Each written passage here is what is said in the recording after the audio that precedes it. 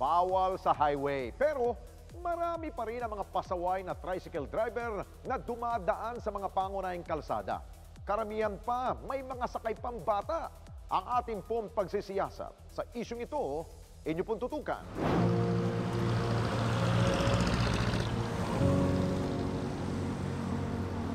Madalas natin silang sinasakyan, lalo na kung malapit lamang ang inyong pupuntahan. Isa sa transportasyon na talaga namang napakikinabangan ng ating mga kababayan, ang tricycle. Tricycles are common mode of transportation, no? Na ito ay nire-regulate ng ating mga lokal na pamahalaan. Ito yung nag-fly in, fly out sa ating mga local roads. Ito yung nakagisnan natin. Isa mga nakagisnan. That's why ito yung common na mode of transportation sa buong kapuluan ng Pilipinas. Pangkaraniwang dumadaan sa mga maliliit na kalsada ang mga tricycle. Ngunit sa maraming pagkakataon, dito man sa Metro Manila o mga probinsya, madalas natin silang makita sa highway at mga national o main roads. Naglabas ng DILG as early as 2007 patungkol sa regulasyon sa paggamit or pag-allow ng mga tricycles sa ating mga national roads or national highways. This is prohibited based on existing laws. And also, sinuportahan to ng ating mga previous issuances na DILG Memorandum Circular.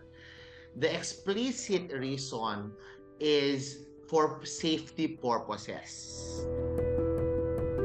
Ngunit paglilinaw ng Department of the Interior and Local Government o DILG, nasa ilalim ng pangangasiwa ng bawat lokal na pamahalaan ang pagsasaayos o rerouting scheme ng kanilang mga nasasakupan. Dahil alam natin na, as I mentioned a while back, na ang ating mga tricycles, since ito ay nire-regulate through franchising sa ating mga lokal na pamahalaan, therefore dapat nag-ooperate lang ang mga ito sa ating mga local roads. So sa national roads, syempre, ibang klaseng transportasyon ang i-expect nating dumadaan dito. Kaya naman, consistent with our mandate on ensuring public safety, sinisikap ng DILG, katuwa ang DOTR, ang DPWH at ang lokal na pamahalaan na sana naman ang ating mga tricycles or mga pedicabs at ay sana hindi natin nakikita to sa ating mga national highways or national roads. In that DILG MC 2023, there's 195 that is reinforcing to of the prohibition on tricycles, pedicabs, and motorized pedicabs on national highways. Sinabi doon sa isang probisyon, etong mga lokal na pamahalaan ay dapat meron silang tricycle task force at dapat meron tayong updated tricycle route plan. In that particular MC, sinabi din dito na pag ang lokal na pamahalaan ay nagkaroon lang ng iisang parang route, something like that, wala nang ibang route other than that national road, the local sangguniang bayan or sangguniang panlungsod may provide exceptions if there is no other alternative routes.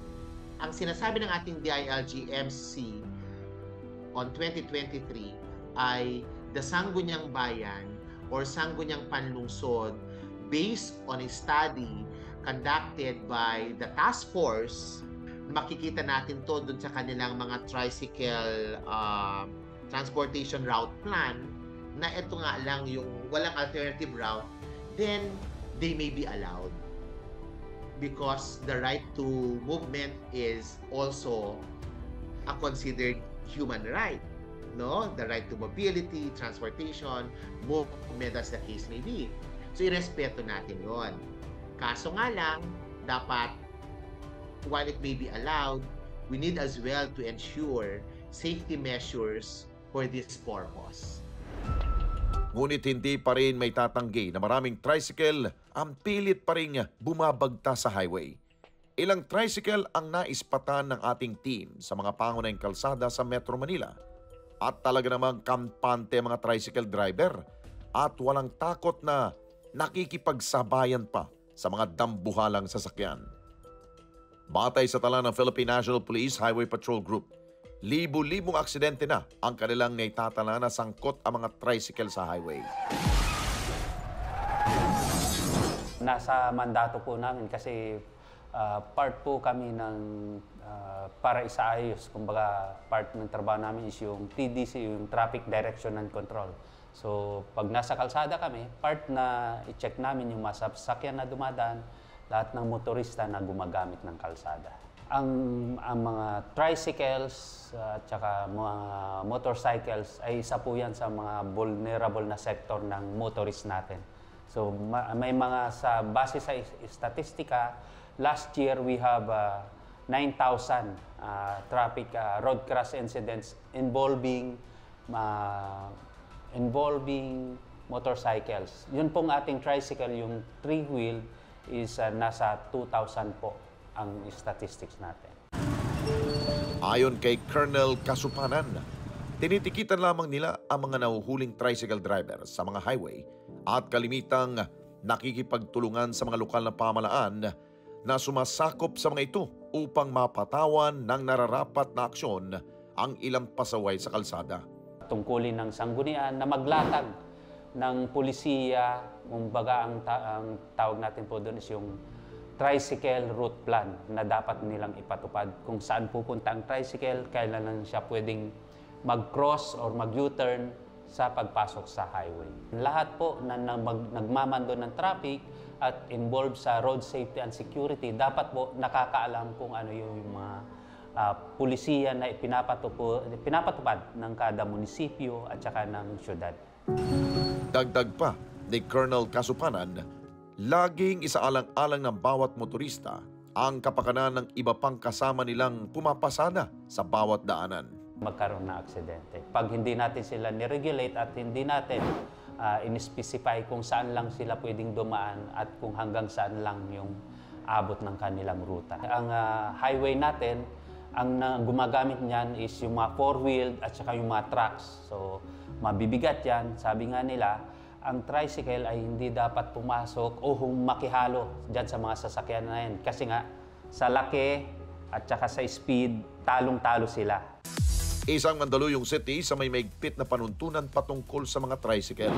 Kami lalo na pag may mga direktibang ganyan, katulad ng binaba ng DILG, yung mga main thoroughfare na bawal sila, nakipag-ugnayan muna kami sa mga presidente para madisiplina nila ang kanilang mga miyembro. Ngayon, kung hindi naman sila, kami nang tumatrabaho nito para sa mga lumalabag sa batas trapiko. Bagamat maigpit sa pagpapatupad ng batas at malinaw na naglalatag ng kanilang mga panuntunan, may ilan pa rin pasaway sa kalsada ang walang takot na lumalabag sa kanilang mga ordinansa. Almost 4,000 franchise holder. Kami nga po, nung nagbigay ng memorandum ang DILG, gumawa po kami ng route map na pinasa namin sa kanila, na itinuro namin kung saan pwede tumawid at saan bawal sila. Kaya yung mga presidente, nabigyan din namin ng kopya niya para alam nila na hindi sila maligaw sa direktiba ng DILG, na bawal kayo sa main thoroughfare, di po kayo dumaan. At may kapraso naman na talagang walang alternate route sila madadaanan, merong isang lugar na pwedeng daanan, pero kailangan may ordinansa ng City Council. Kasi ma'am, para maiwasan natin ang aksidente, lalo-lalo na yung mga tricycle, pag nasa kalye, hala mo sila ang hari sa kalye, iniiwas lang natin sila sa aksidente, lalo na yung mga e-bike na yan, e-trike, na alam naman natin bawal, kung saan bawal, doon pa gusto dumaan.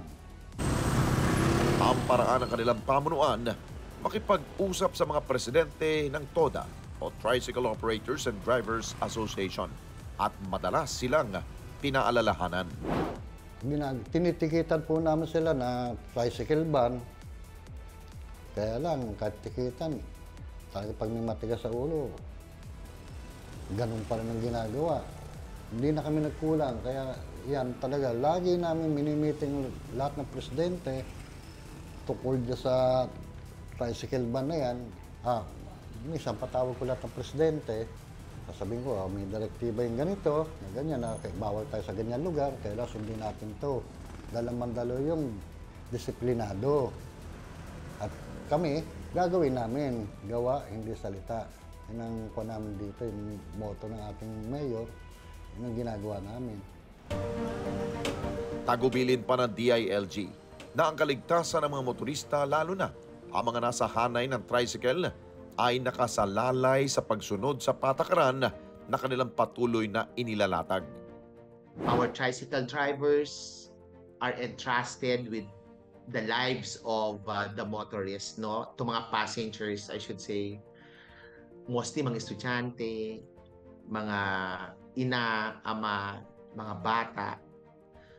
So napakahalaga ng buhay ng bawat isa. It is in this respect na kailangan nating pahalagahan ang safety, bigyan ng importansya ang buhay bilang isang karapatan, at tayo naman bilang mga operators or owners ng mga tricycles, responsibilidad. Isa sa form ng disiplina ay dapat marunong sumunod. Ang pagsunod ng batas ay katangi-tanging kaugalian ng isang Pilipino. Napaka-risky ng tricycle sa National Highway. And kung sakali man, no, na ito lang yung natatanging ruta para sa ating mga tricycle, please, huwag tayo makipagkararahan sa mga four wheels, sa mga tracking, or sa mga malalaking buses. Ilagay natin sa tamang aksyon at tamang pagdidisiplina kung saan natin dapat ilulugar yung ating tricycle if allowed by the local government units. Hangad nila na magkaroon ng mas malinaw at maayos na komunikasyon sa pagitan nila at mga operator at driver. Pangunahing daanan man o hindi, ang responsibilidad ng ating mga tricycle driver ay matiwasay na maihatid ang kanilang pasahero sa maayos at ligtas sa paraan. Huwag makipagpatintero at huwag makipagkompetensya sa mga malalaking sasakyan dahil maaring sa isang pagkakamali, buhay ang magiging kapalit. Mga kababayan, salamat po sa inyo pong pagsubaybay sa Responde Mata ng Mamamayan.